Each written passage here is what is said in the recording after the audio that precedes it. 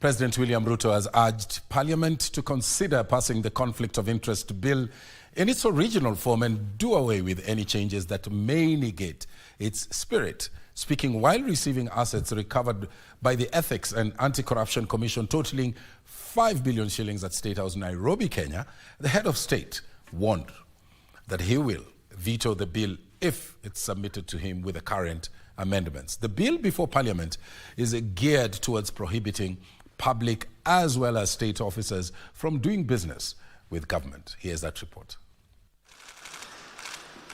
The anti-graft body is currently focused on asset tracing and recovery in a move. I have never called him to tell him anything about what he is supposed to do with the corrupt. That has led to the recovery of 35 title deeds measuring approximately 18.71 acres with a total value estimated at Kenya shillings 5 billion. The audacity of corrupt individuals in their attempt to convert public property to personal use. You can imagine grabbers went to the judiciary to steal their land. They were very daring, but we managed to recover this piece of land, which is worth 1.4 billion shillings.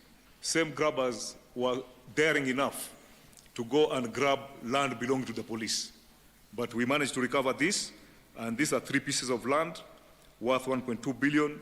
In addition, the Commission also recovered cash asset totaling to over 500 million shillings. I therefore commend the EACC for recovering assets valued at approximately 28 billion over the last 5 years, including both cash, movable and immovable assets. It is in this light that the President has urged members of Parliament to pass the Conflict of Interest Bill with urgency. The bill, which seeks to bar public and state officers from doing business with the government.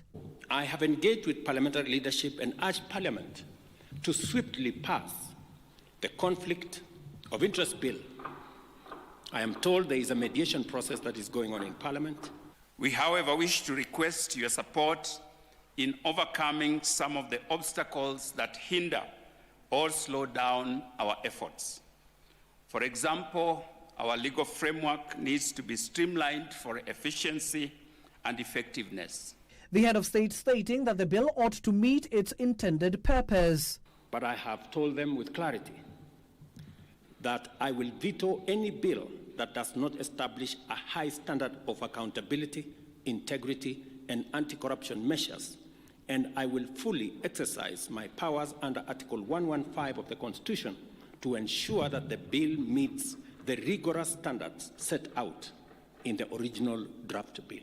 Further, the President asked the Attorney General Dorcas Oduor to ensure that critical amendments to key acts aimed at combating graft are tabled in Parliament to help the country slay the dragon. The other measures that we have proposed from the Evidence Act to Witness Protection Act to Public Procurement Act, these are time-bound, and I want to ask the Office of the Attorney General to expedite these pieces of legislation so that we can strengthen our legal framework. Further, the President has called on the Chief Justice to ensure judiciary expedite cases of corruption for Kenyans to get justice. And I want to encourage EACC to expedite and also ask the judiciary to expedite these processes so that public resources and public assets can be recovered. The Commission implored on the executive to consider adequately resourcing the anti-graft body for it to effectively discharge its mandate. It may not be the right thing to talk about. I know we are having a lot of financial problems, but the Commission since 2004, the SRC has refused to review the salary of the EACC because they say already compared to the public service, the EACC, we are overpaid. But taking into account what the CEO has said and what EACC is doing in protecting public property, I think it is an engagement worth having with the Salaries Commission. Abdiaziz Hashim from State House Nairobi, Prime Edition.